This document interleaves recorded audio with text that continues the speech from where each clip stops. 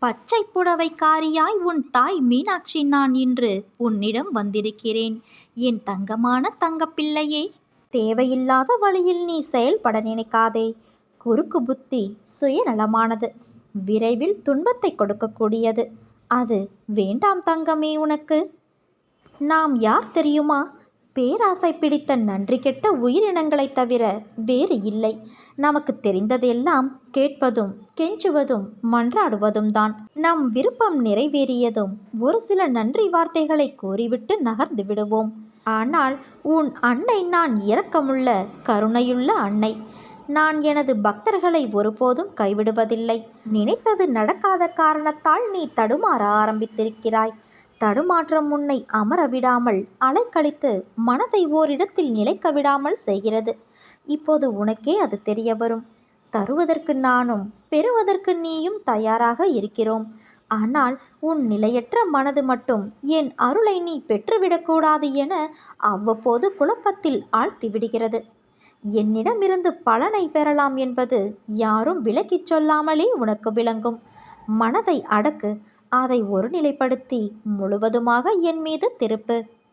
என்னுடைய லீலைகளை, நான் அளிக்கும் ஆத்மானந்த வைபவத்தை அநேக சமயங்களில் நீயே உன் கண்களால் பிரத்யட்சமாக பார்த்திருக்கிறாய்.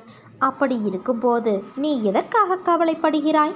ஏற்ற காலத்தில் நான் அனைத்தையும் சரி செய்து விடுவேன். நீ எதை எதிர்பார்த்து காத்திருக்கிறாயோ அது உன்னை தேடி வரப்போகிறது.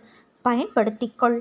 ஒரு அதிசயம் நடக்கப் போகிறது. அது உன்னை முழுவதுமாக மாற்றப் போகிறது. அதை நானும் கண்டு களிக்க காத்திருக்கிறேன் என் தங்கமே. ஆனால் இது தெரியாமல் நீ கவலைப்பட்டு கொண்டு இருக்கிறாய். நான் உன்னோடு இருக்கும்போது உனது கவலைகளை என் பாதத்தில் நீ சமர்ப்பித்த பின்னர் கவலை எதற்கு? எனது மகிமைகளைக் கண்டும் ஏன் இந்த ஏக்கம் உனக்கு? உனது தந்தையும் நானே, தாயும் நானே. உன்னை படைத்ததும் நானே, உன்னை சோதிப்பதும் நானே. உனது சோதனை காலம் முடிந்த பின்பு நீ யார் என்பதை நீ அறிந்து கொள்வதற்கு நான் தரும் சோதனைகள்தான் நீ படும் வேதனைகள். நம்பிக்கையோடும் பொறுமையோடும் இரு.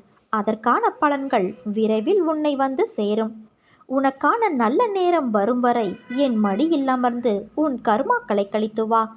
நீ தோல் சாய உன் அன்னை நான் இருக்க ஏன் உனக்கு இந்த ஆயாசம்? வா மகளே, வந்து சாய்ந்து கொள். மனசஞ்சலங்களை அகற்றி அமைதிக்கொள். விரைவில் உன் பிரச்சனைகளை தீர்த்து உன்னை மகிழ்ச்சி வெள்ளத்தில் நான் மூழ்கடிக்கின்றேன். அதுவரை எனது நாமத்தை ஜபித்து உன் கருமாக்களை என் துணையோடு கழித்து வா. உன் வாழ்வில் நீ எல்லாவற்றையும் இழந்துவிட்டாய். இனிமேல் என்மேல் உள்ள நம்பிக்கை மட்டுமே உனக்கு மிச்சம் உள்ளது. அது ஒரு நாளும் வீண் போகாது என் செல்வமே.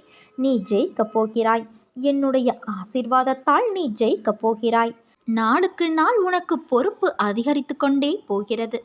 அந்த சுமையை எப்படி தாங்கப் போகிறேன் என்ற கவலை உனக்குள் உள்ளது. ஆனால் இதுவரை உனக்கு வந்த பொறுப்புகளை நீ திறம்பட சமாளித்தாய் அல்லவா? அதே போல உனக்கு பொறுப்பு கூடும்போது கூடுதல் சக்தி தேவை. திறம்பட சமாளிக்க அதை நானல்லவா உனக்கு தரப்போகிறேன். நீ அதை திறம்பட சமாளிக்கத்தான் போகிறாய். உற்சாகமாக இரு. நான் உன்னோடு இருக்கும் வரை உன்னால் எதையும் செய்து முடிக்க முடியும். உன் இல்லத்தை நான் நேரில் வந்து பார்த்துவிட்டேன். உன் லட்சியம் நிறைவேறப் போகிறது. நீ எண்ணி ஏங்கிய கனவுகள் உன் கரம் வந்து சேரும் என் தங்கமே. நம்பிக்கையோடு இரு. நல்லதே நடக்கும்.